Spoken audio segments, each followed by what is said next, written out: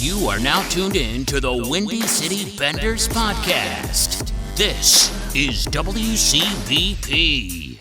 All right, it's another edition of the WCB podcast. It's Jarom, it's Tanner. What's up, bud? Fantastic. I'm doing great, man. Just doing great. Feeling good, getting closer and closer. It's September 1st. That means we're only about a month and 2 weeks away from hockey. From regular season hockey. We got end of the month for preseason. Right. How are you doing, buddy? Which is kind of weird too, because there's actually regular season starts in September because San Jose and some other team in the NHL is playing overseas for the global series. So they're playing the first 2 games. Oh. While that's October 7th. I don't know what you're talking about. October 7th. No, October 7th is the start of the regular season for everybody. I'm looking at it right now. It says they're playing Nashville in the global series in Prague in the Czech Republic. Oh no, because it's okay. You're right. No, you're right. You're right. You're good. You're good. I must be going crazy. I'm rattled. That's how I'm doing. Yeah.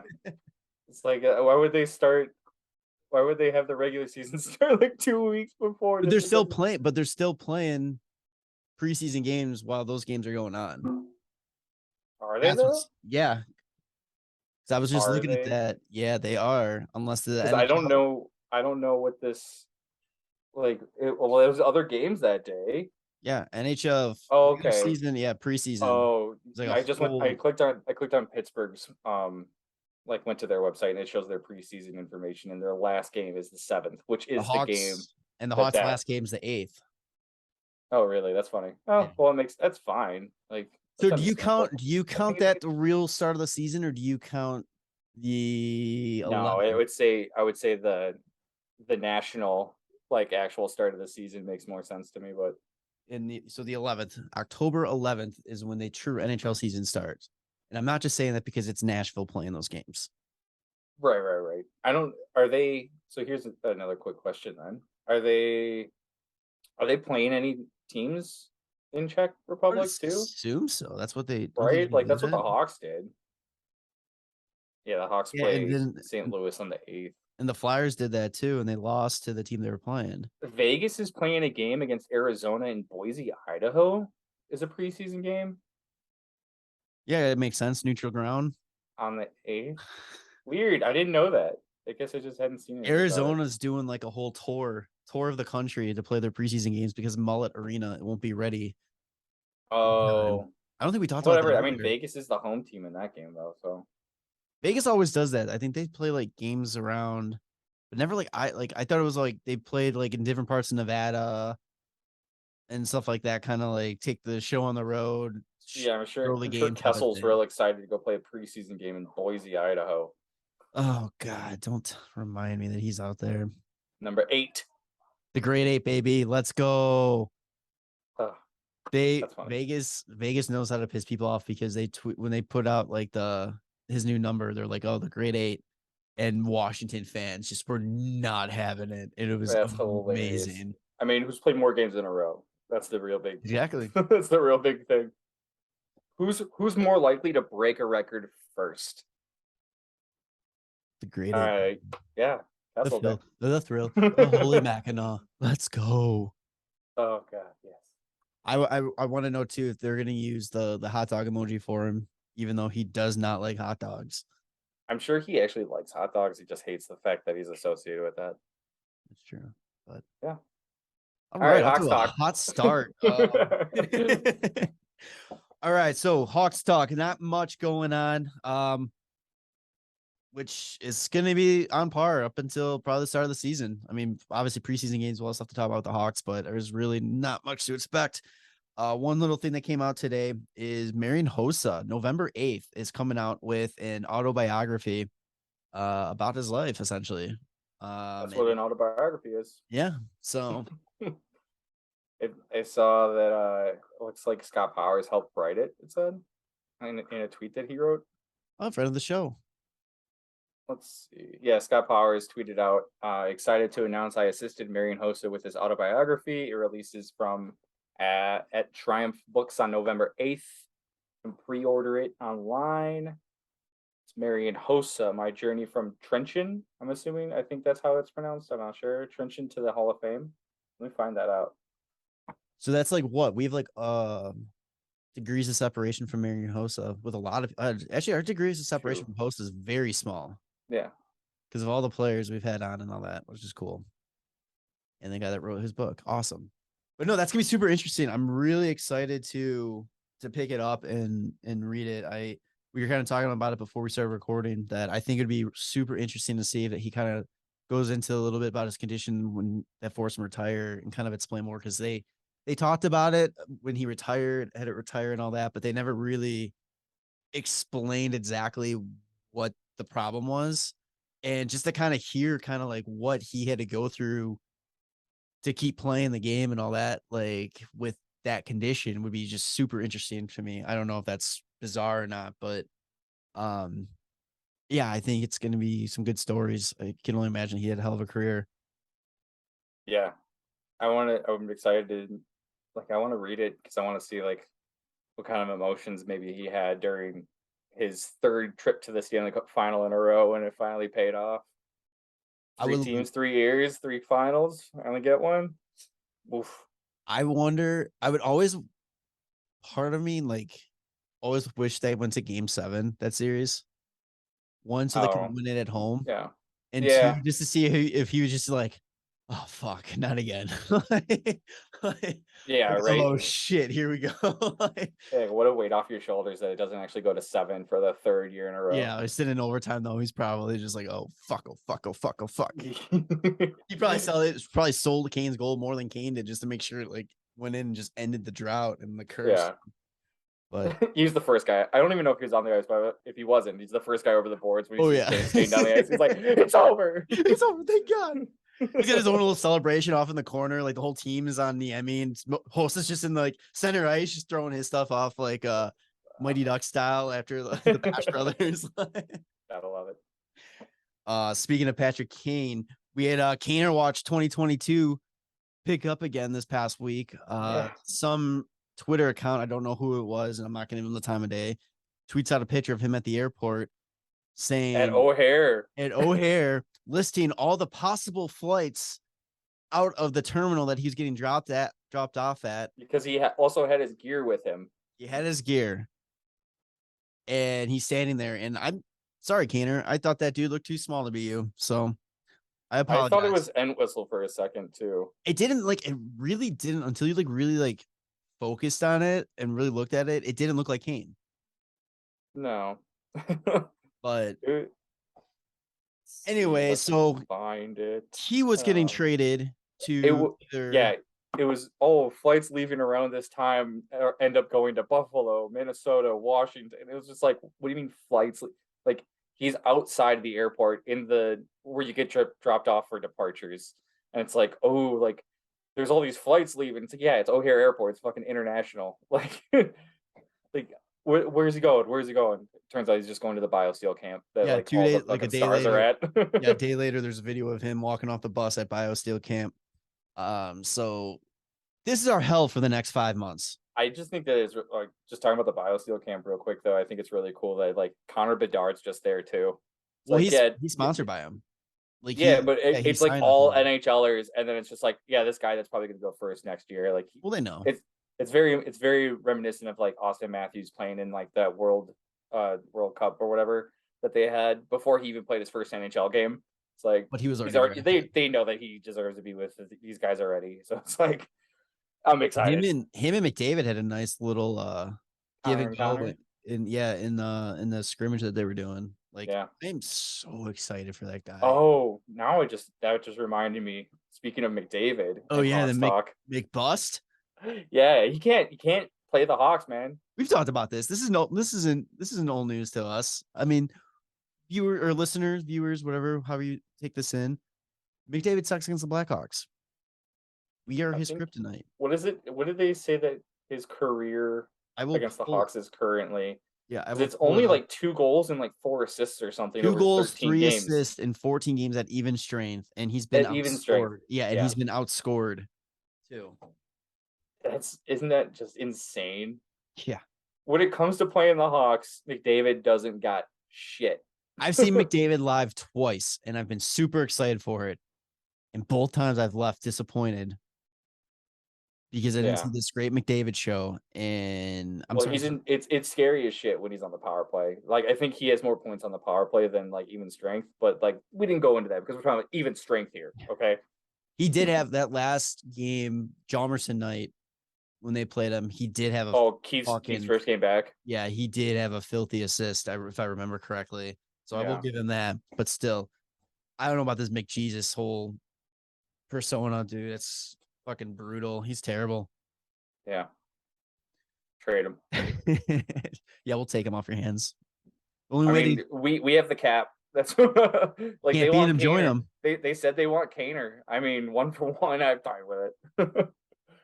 You can't beat him. Join him. So, yeah, the last thing that we really have to talk about Hot Stock is, as a recording today, it has been officially 6 months that Kyle Davison has taken over as the full-time general manager of the Chicago Blackhawks. Not the interim. Yeah. So he had that position. He was the interim GM on October 26, 2021 till March 1st. And then he was named, obviously, the GM. So it's a perfect time. No hockey's really been played since he started making his moves, but it's a perfect time to give him a little report card and see how he's doing. Thanks to our friends at Cap Friendly, they break down all of his roster moves. I fucking love this site. And if there's any way you're listening to us, Cap Friendly, sponsor us. We would love to be a Cap Friendly podcast. Anywho, so let's take a quick look at kind of what he has done. How do you want to start this? Just go through like his signings, and like trades. I mean, the draft we're not going to really know anything about because it's his first draft, but good amount of picks that just goes into the trade. So like went from no first round picks to 3, like pretty good shit. So we're only going to talk about moves from the time that he's been the actual GM, because he's had some minor moves and stuff. I mean, one was a big one, was bringing Sam Lafferty in for Alex Nylander. I mean, Lafferty is still a part of the team, and he was a nice little spark plug for the team at the final stretch there. I mean, he's not going to make or break this team. He's not going to, define the rebuild or anything like that, but he was like a nice little complimentary piece to bring in. Yeah. You would say? I really like his first deal that he made as an interim GM. It was a doozy. His very first thing that he ever did, trade Malcolm Subban for future considerations. Pretty solid stuff. I would love to see like a Cap Friendly page on future considerations and just see all the moves. Yeah, if you could actually click on future considerations and see every trade that is involved, that'd be great. We might as well just talk about all those trades then, because then there's only one left. Curtis Gabriel from the Toronto Maple Leafs for Chad Chris. That one I was a little okay about. I mean, Chad Chris was kind of getting built up a little bit as a piece, but then again, we have that giant log jam at defense, so it just didn't make sense to hold on to him. I don't think Curtis Gabriel played a single. He played one or two games. He played like 1 or 2 games, and then he's been in Rockford.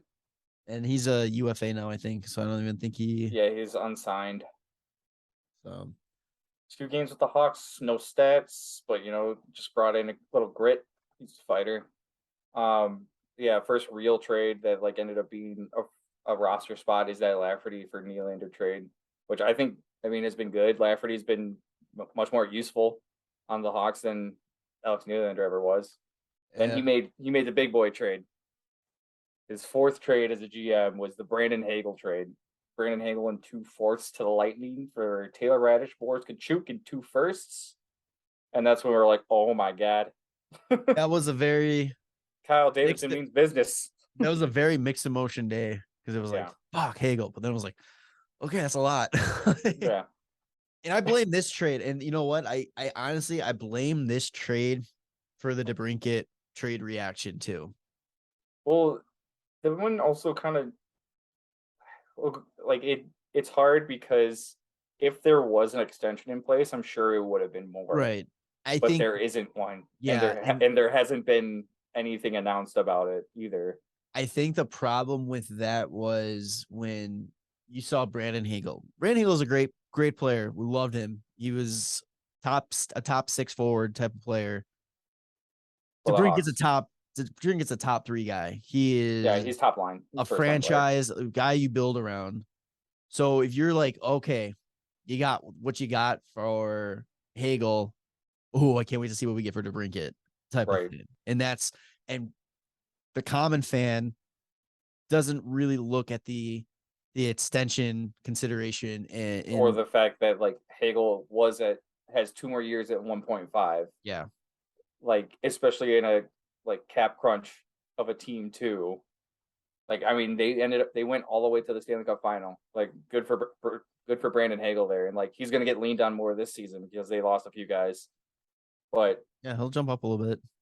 He was such an awesome player. And then, yeah. It's very interesting. And the top 2 or the 2 first round picks. It's hard to get excited for them. Yeah.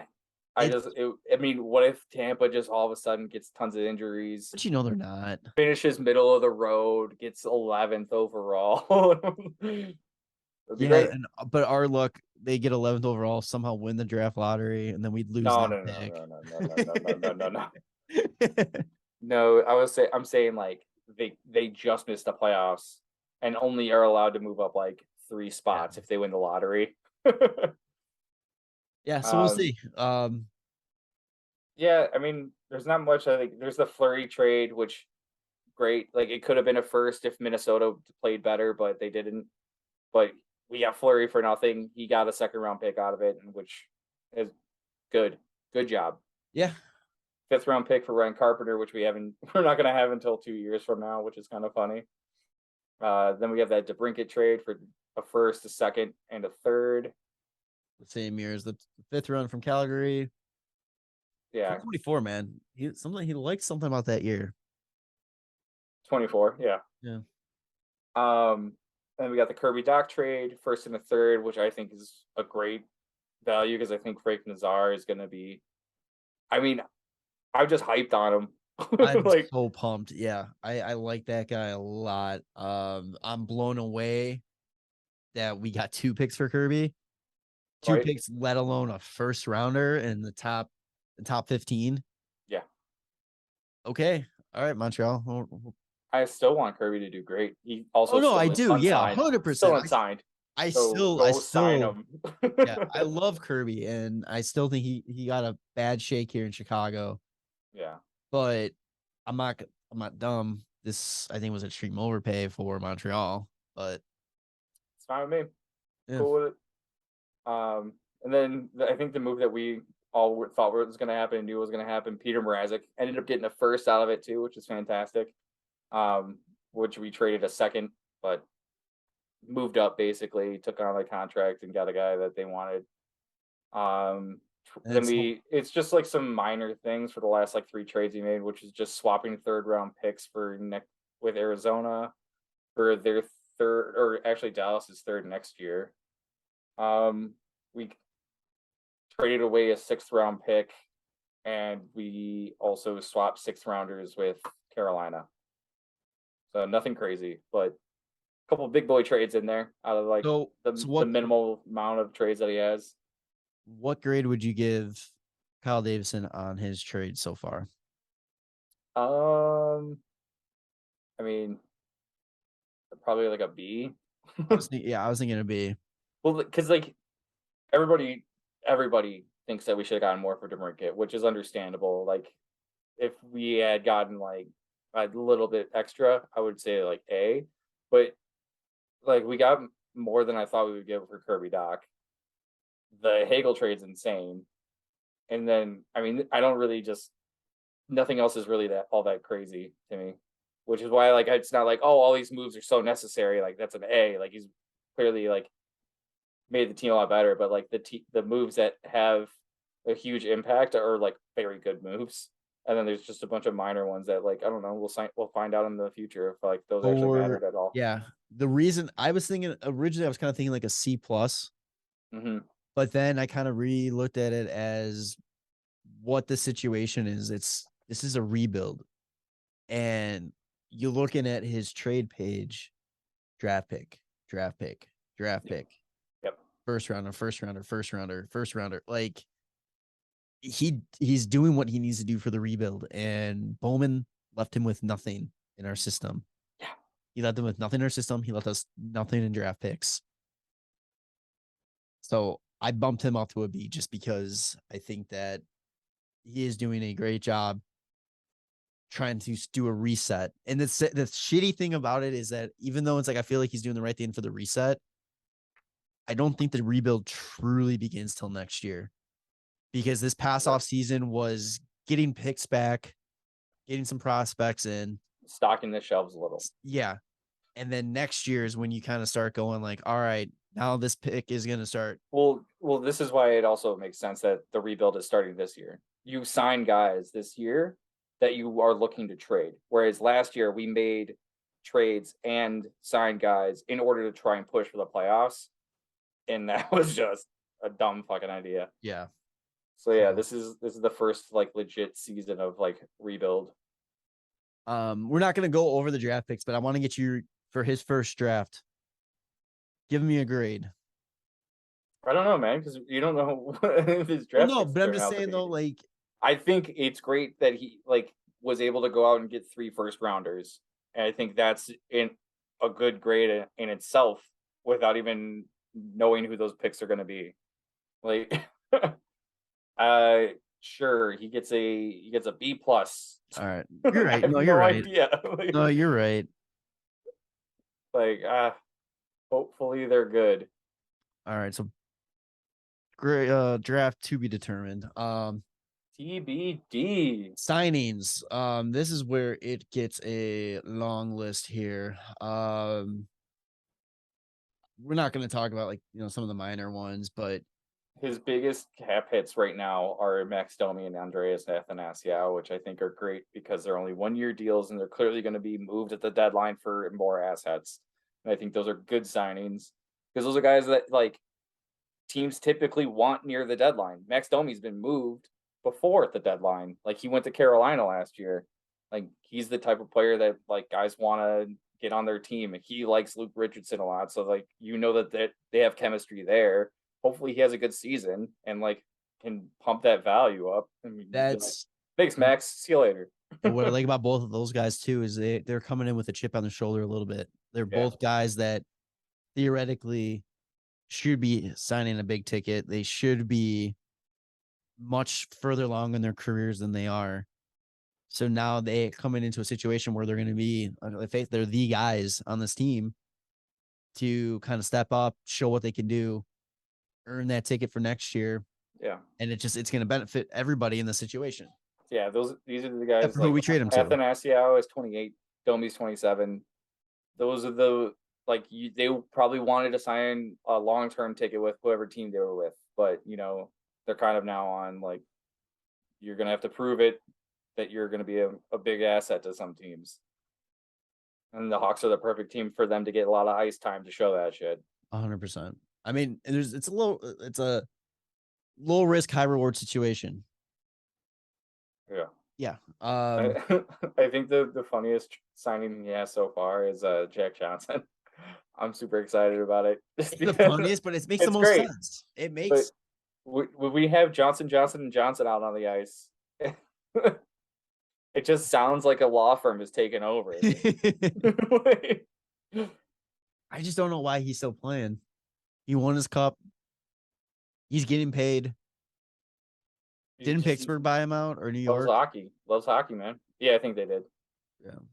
But no, it makes sense. Like we talked about this when the signing happened, is that it makes sense because those are the type of guys you want taking the brunt of the bad hockey.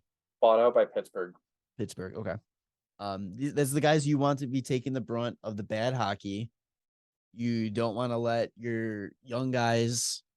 That was compared to the Anton Forsberg situation. Anton Forsberg was this highly touted goalie prospect that got thrown into the net way too early in Chicago because Corey went down and they didn't have a backup plan, and it kind of derailed his career.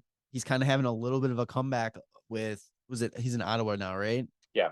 Yeah, he's kind of getting his grounds back, but like if you would have had the not shitty, like the older goalie or like an older player that can, take the brunt of the starts and all that A kind of stuff. veteran Yeah, that can like step in. yeah, it's a Yeah. different situation, and that's why a lot of these signings make sense. And I'm honestly surprised that there wasn't a few more like that.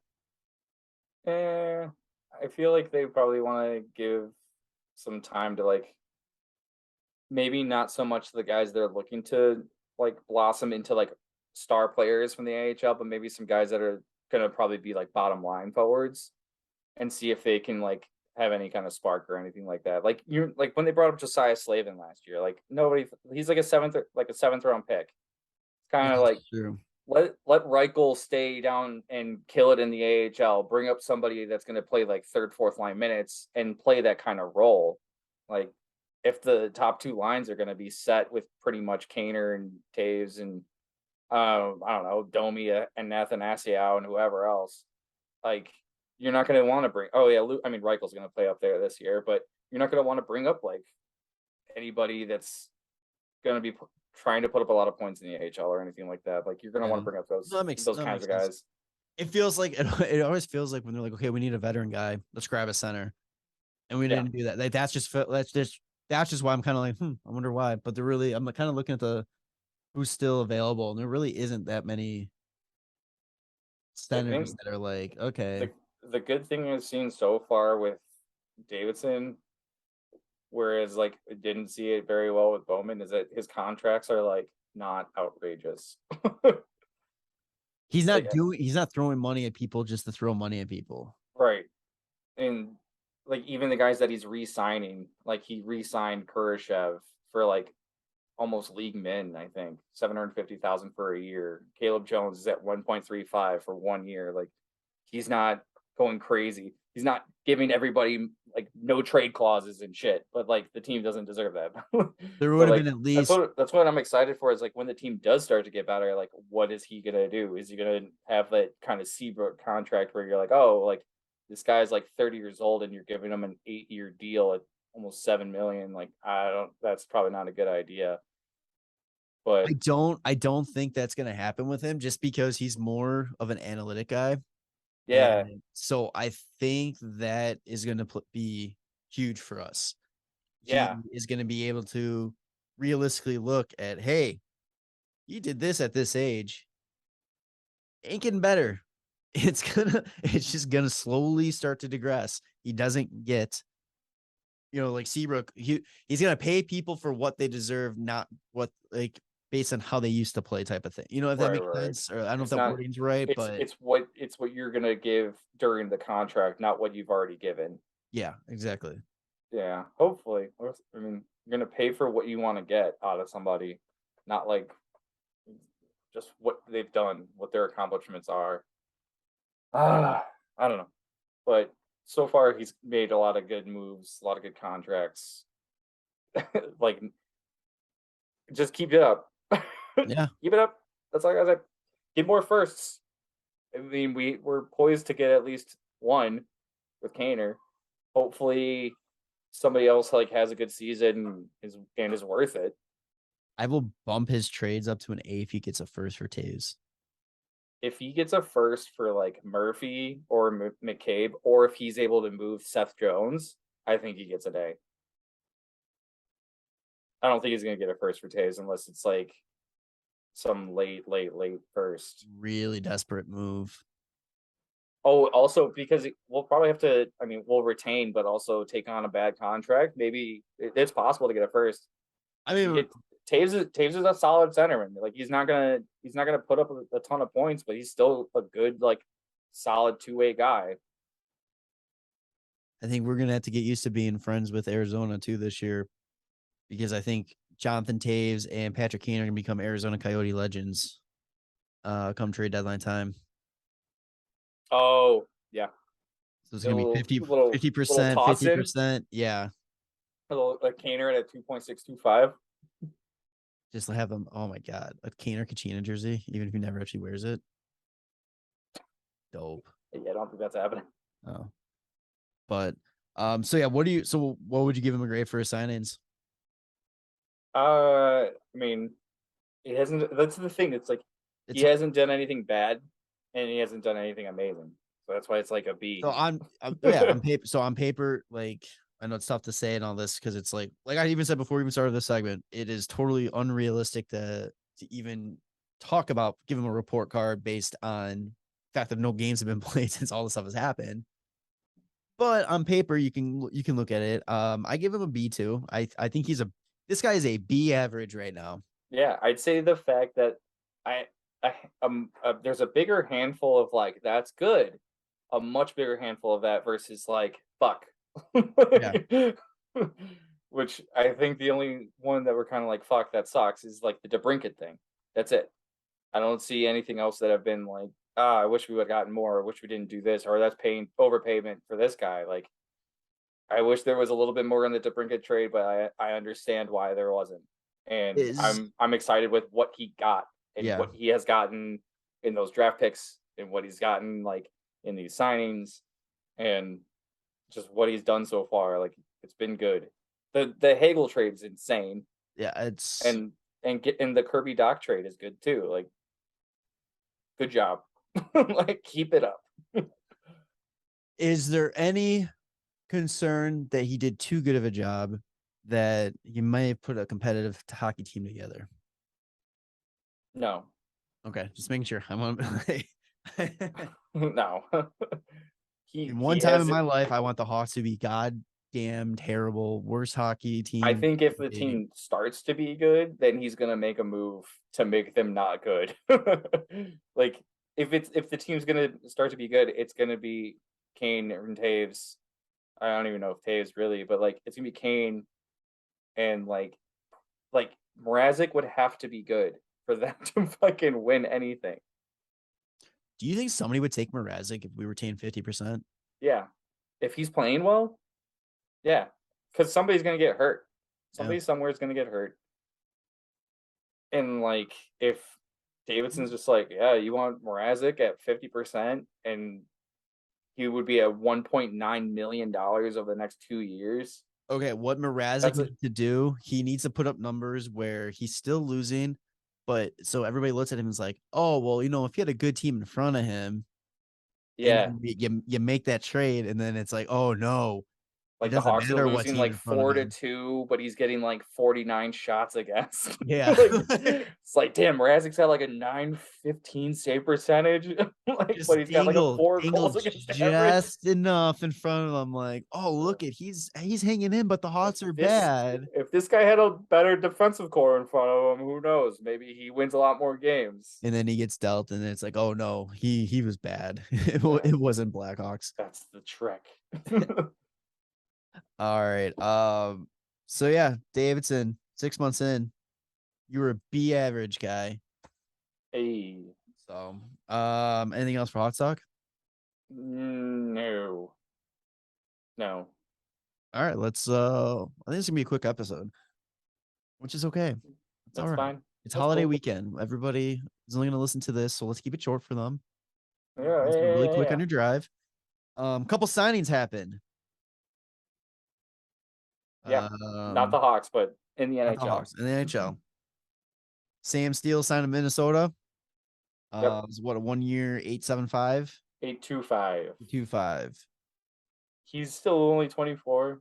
He it's one of those guys that was a first round pick that put up a ton of points in the CHL, played really well at like World Juniors, and then just hasn't really had that kind of same production in the NHL. And I think like that's why Anaheim was like, yeah, we're just gonna get rid of people. We just want to be bad. Kirby Doc. You think Kirby Doc? I mean, Kirby Doc had injury issues though. True. So he signs to Minnesota. Minnesota, hate to admit it, they're going to be sneaky good.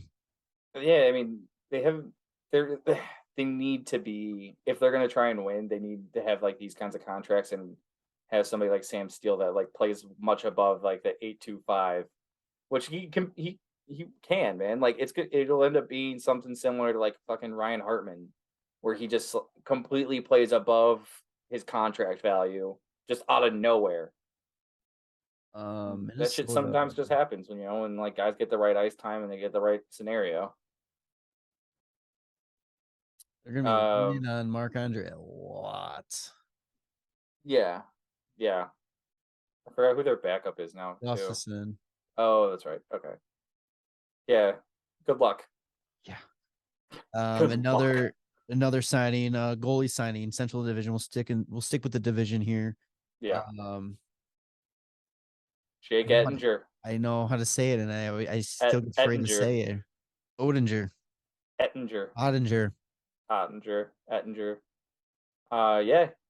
3x4. The one of the two big pieces from Dallas finally gets signed. I wonder what took so long. I mean, there was one report that they were trying to line things up to get him and Robertson signed. But now you only have 6.3 to sign Jason Robertson, who's like a point per game player over his career. He's at 128 games played, 125 points. Drafted in the second round, 39th overall. Is that the same draft position as DeBrincat?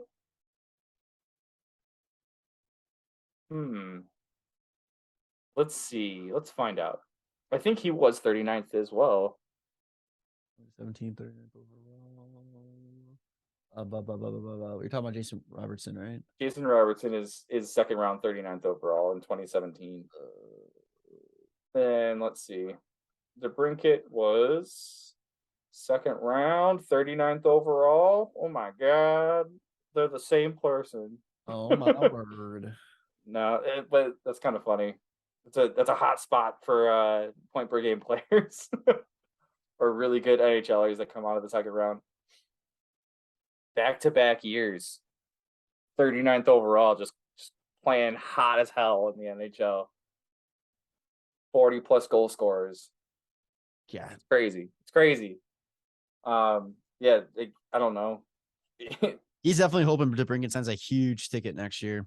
I think, yeah. I mean, Robertson, I'm sure he wants more than 6.3, but I can see how like Dallas probably doesn't want to pay more than that. He really only, last season, 79 points in 74 games. The year before, 45 and 51. He's good. It's just sucks to suck when you're Dallas and you're paying Jamie Benn and Tyler Seguin like $19 million. Yeah, Jesus. And they're not what they used to be.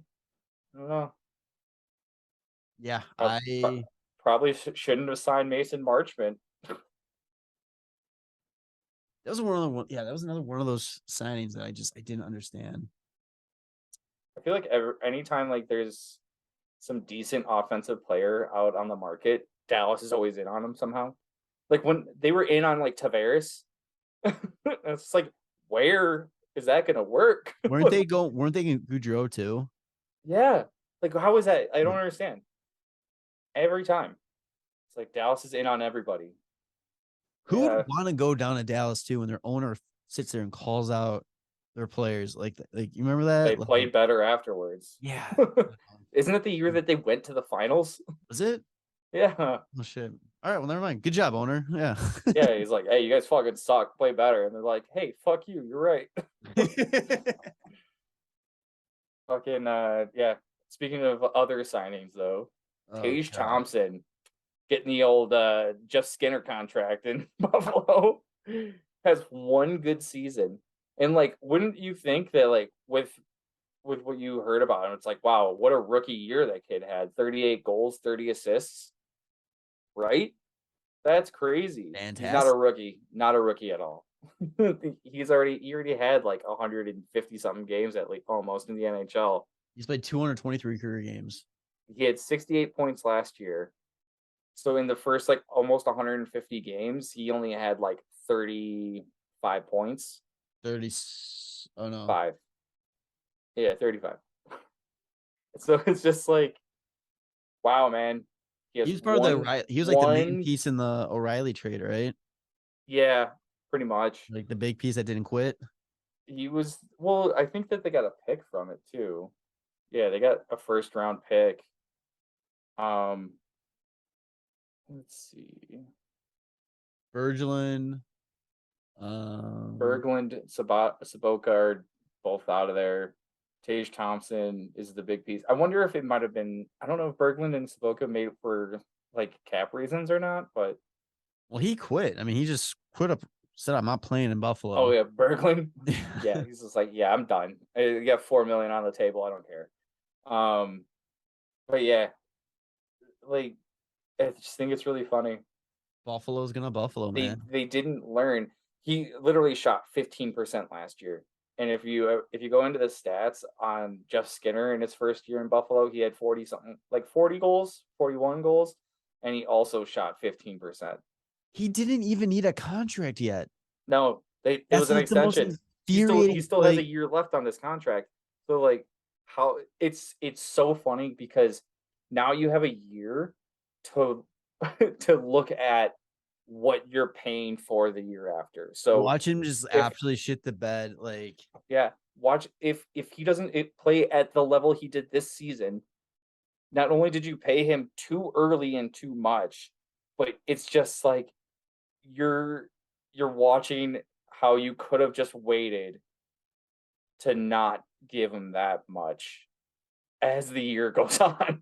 Like if he doesn't put up the same numbers, like why are you paying a guy? They never learn, and this is why Buffalo is eternally going to be in rebuild mode. Is they have one good season from a guy, and they're like, you deserve like $7.5 million. I can't even comprehend a reason why they would feel the need to sign him this quick. I don't either. Even if he was worth this money, he's still an RFA at the end of this like year. So like it's not like there was a chance of him going to free agency and signing with somebody else. Like he's still an RFA. Like you can just sign him for whatever. And people want to trade. Think Kane's going to go to Buffalo. I mean, if they want to have Kane for a rental, like they're not good. They're not playoff bound. They're not. There's no fucking way they're playoff bound.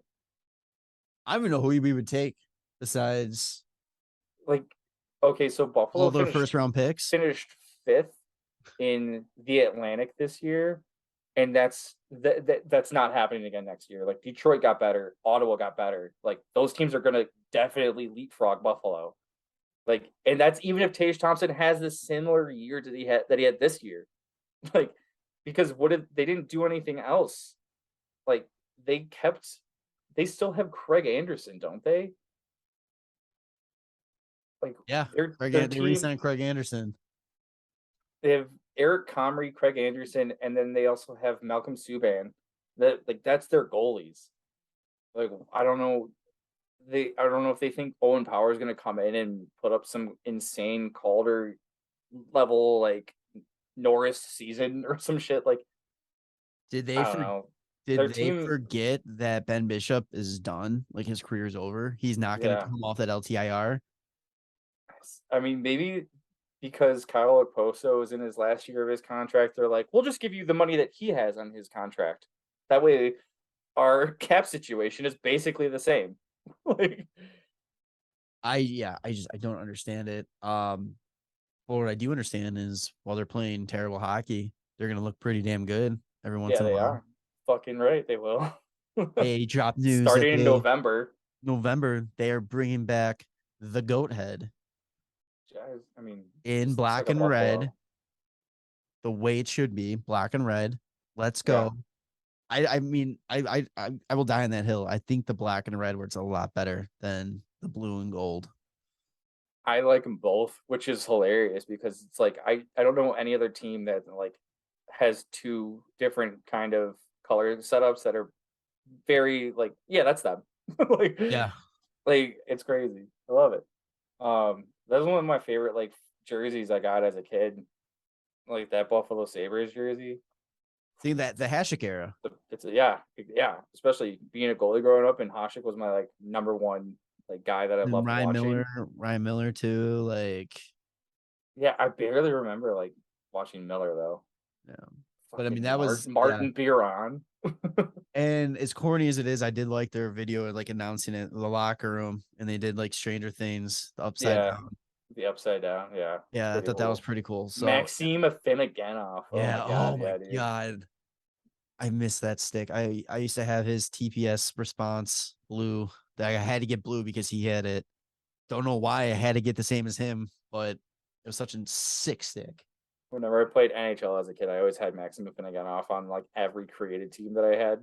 Just because I just thought he was amazing. He Just was like awesome. fast Yeah. Euro. The funny thing is there was a post on Hockey Reddit. It was like, name a player you forgot was a player. And the picture they used was a Finneganoff. And I was like, oh shit. Yeah. Like it was the perfect thing. And I was like, oh yeah, right. Forgot about him. But yeah, he was sick. That's when Buffalo was great. Yep. So the same type of player as like Alexander Semin. We're just like all offense, no defense. So shit. do you have anything else? Nah, that's it. All right. So I wanted to ask you this question. So Oh yeah. I listened to the Barstool Golf's podcast, Foreplay, and Frankie Borelli is a part of that. And a lot of people know Frankie Borelli is the New York Islanders fan. Him and Witt go back and forth all the time when Witt is giving him shit about Islanders sucking and all that. They're not good last year, because he is from Barstool, he made connections with the New York Islanders.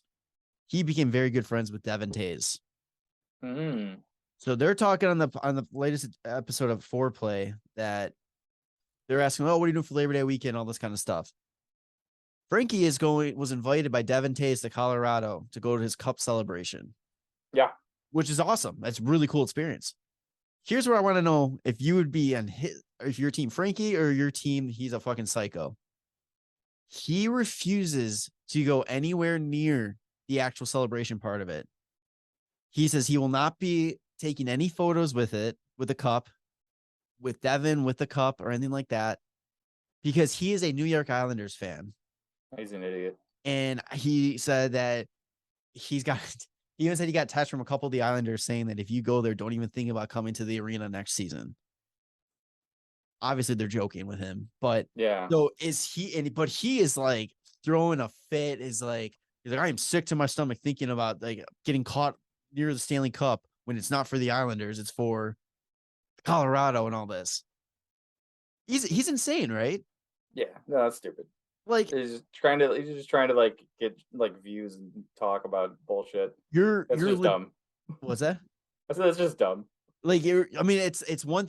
I don't even know. So if they're say you somehow got invited to a Detroit Red Wings Cup party, yeah, you're not friends with anybody. It's not even Detroit. Like Colorado isn't. No, I know, but I'm just saying. Okay, is there a team?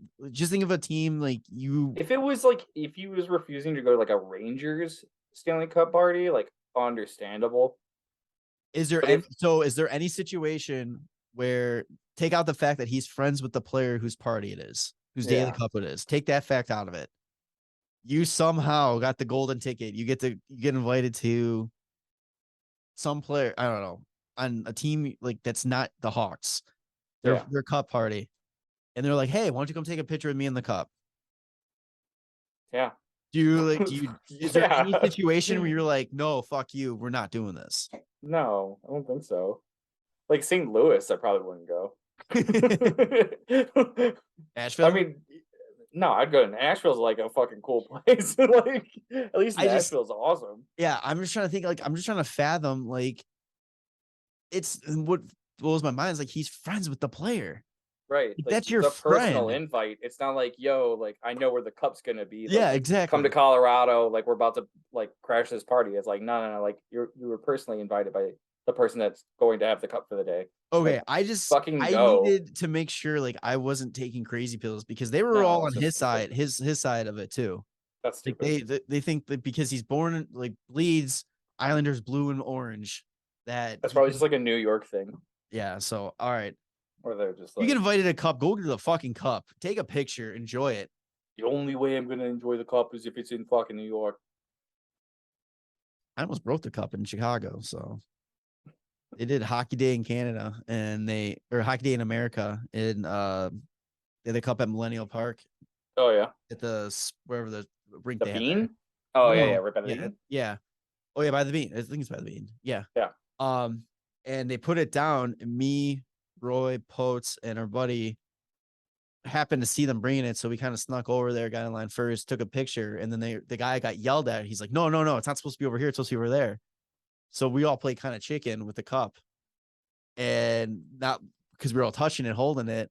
So I held it, I had the cup, and I was the last one holding it, and the guy walked away too far, and it starts like he starts wobbling with it, and I'm like, oh shit, like was it the keeper? Was it the keeper? No, it wasn't the keeper, which was weird. What? So I don't know, but fake cup. It was a fake cup. Fake up, yeah, probably. I wouldn't doubt it. But anyway, so yeah, if you get a chance to take a picture of the Stanley Cup, especially if you're invited to the party, fucking do it. Don't be an idiot. Yeah. All right, episode 189. What are we calling it?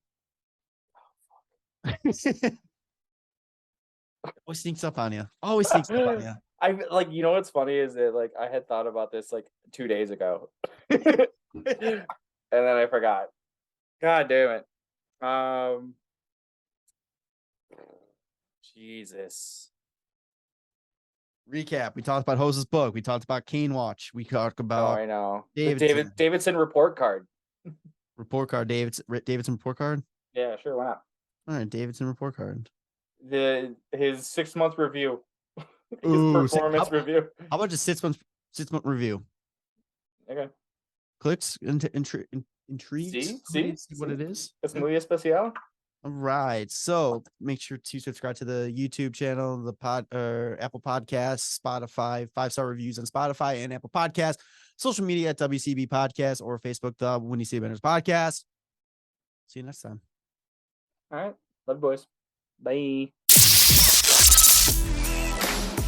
The Windy City Benders Podcast. Subscribe to the show on Apple Podcast, Spotify, and YouTube. And follow the boys on socials at WCB Podcast.